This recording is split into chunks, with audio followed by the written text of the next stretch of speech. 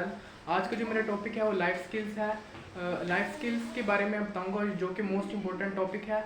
इसके बारे में हम बताएंगे जो कि लाइफ स्किल्स तो हमारी रोज़मर्रा की ज़िंदगी में काम आता है। इसमें डिफरेंट इसकी कैटेगरीज हैं, जैसे communication skills, कॉपिंग and self management, decision making.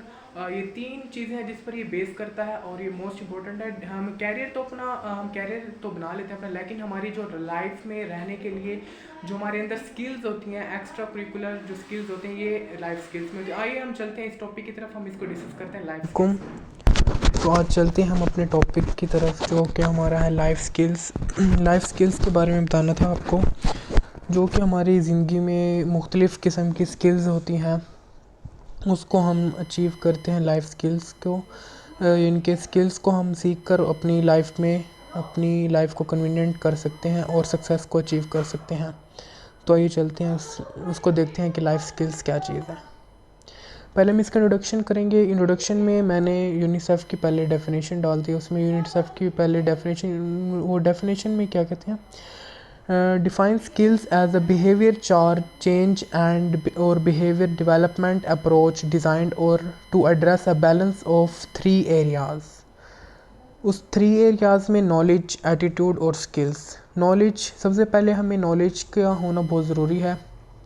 Attitude हमारा बिहेवियर उसमें आ जाता है, उसमें हमारे मैनर्स आते हैं, इनके हमारे पॉजिटिव थिंकिंग, नेगेटिव थिंकिंग, ये हमारी पॉजिटिविटी नेगेटिविटी उसमें एटीट्यूड में आ जाती है। और स्किल्स जो होते हैं हमारे अंदर, कौन सी स्किल्स हैं जो कि हमने ख़ुद से सीखी हैं, और गॉड गिफ्टेड स्किल्स भी कुछ पर्सनस में होती हैं जो कि पाई जाती हैं।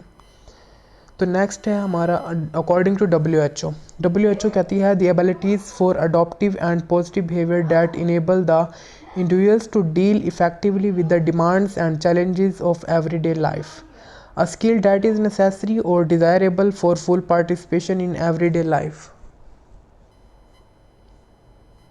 कुछ महारतें होती हैं और हमारी पॉजिटिव बिहेवियर होता है एक इंडिविजुअल का, जो कि हमें चैलेंजेस होते हैं हमारे रोज़मर्रा की ज़िंदगी में, वो हमें चैलेंज को कबूल करना पड़ता है और उसमें स्किल्स सीख कर हम उसको चैलेंजेस का मुकाबला कर सकते हैं। A skill that is necessary और desirable for full participation in everyday life. जो स्किल है वो बहुत ज़रूरी है हमारी फुल पार्टिसिपेशन, हमारी ज़िंदगी में रहने के लिए स्किल्स का होना हमारे लिए बहुत ही ज़रूरी है। और कैटेगरीज ऑफ लाइफ स्किल्स की 3 कैटेगरीज हैं। मैंने अपनी वीडियो के स्टार्ट में भी आपको बताया था कि 3 कैटेगरीज हैं। First of all communication, कॉपिंग and self management, decision making. Communication, कॉपिंग and self management और डिसीजन मेकिंग। सबसे पहले हम डिस्कस करेंगे कम्युनिकेशन स्किल्स को। A communication skills needed to task approximately with a wide variety of people whilst maintaining good eye contact, demonstrate a varied vocabulary and tailor your language to your audience, listen effectively, present your ideas approximately, write clearly and concisely, and work well in a group।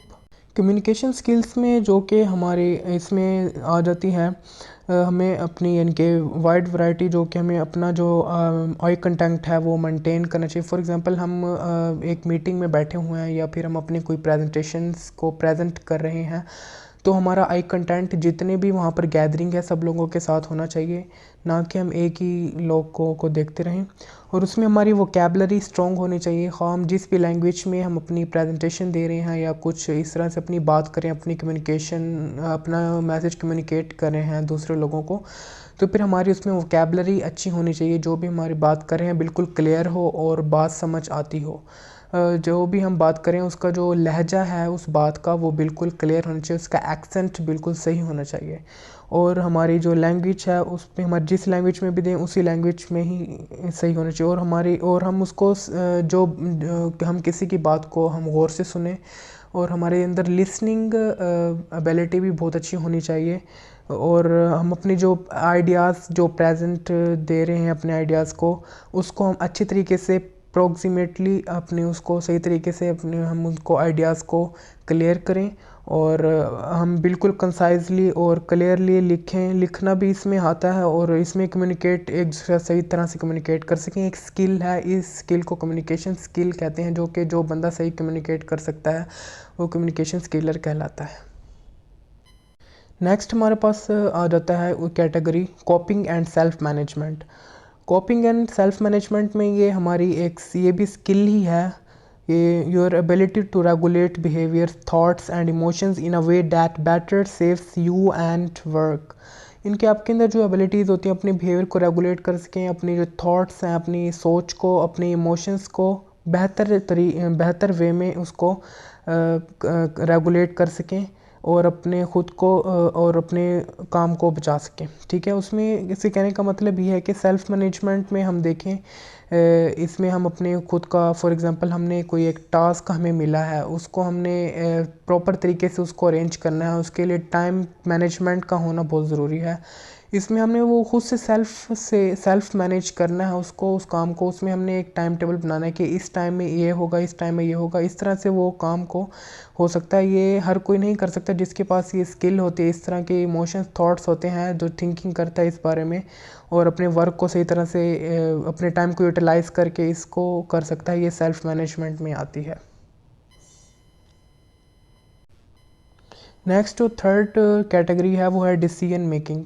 Decision making is a process of making choices bye identifying a decision, gathering information and assessing alternative resolution. ये decision making ये होता है कि हम एक choices होती है, हम एक चॉइस को करते हैं आइडेंटिफाई या डिसीजन। इनके डिसीजन को हमें पहले उसको देखें, आइडेंटिफाई करें, उसको पहचानें।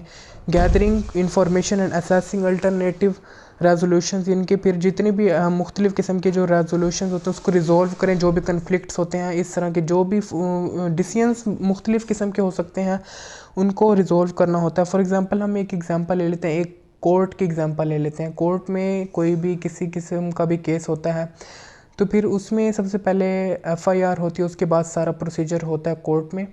तो फिर कोर्ट में जब प्रोसीजर जाता है, केस चला जाता है, तो फिर उसमें एक डिफेंडेंट की तरफ से एक लॉयर होता है, एक होता है प्लेंटिफ की तरफ से। तो फिर उन दोनों की आपस में क्रॉस क्वेश्चनिंग होती है, जो कि जज होते हैं वो सुन रहे होते हैं।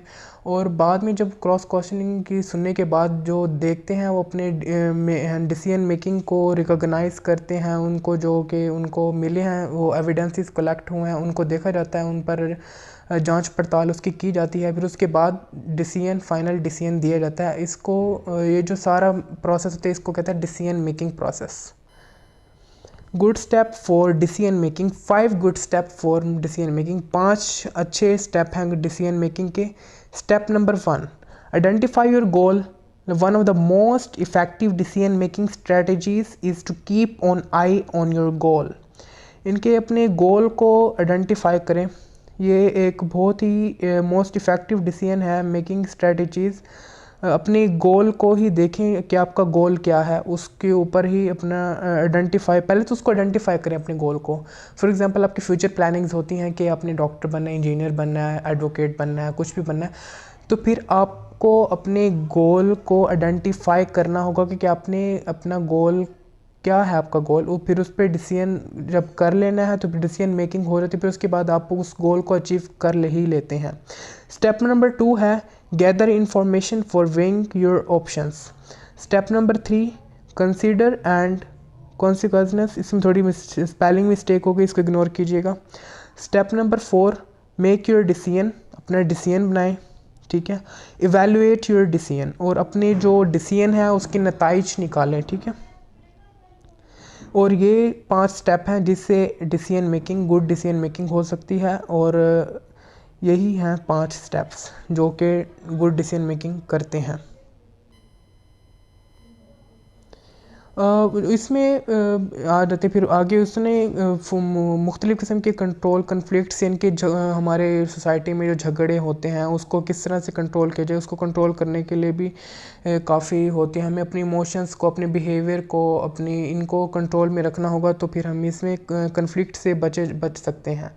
अपनी मैनर्स को अपने फर्स्ट प्रायोरिटी देनी है, अपने मैनर्स में रहकर बात करनी है और इस तरह से हमारे जितने भी दरमियान में जितने भी कन्फ्लिक्ट्स होते हैं उसको हम खुद से रिज़ॉल्व कर पाएँ और उसको कंट्रोल कर सकें। Recreational activities like sports, speech, dancing, singing, photography, many other बहुत सी रिक्रिएशनल एक्टिविटीज़ होती हैं जो कि स्किल्स में ही आती हैं हमारी।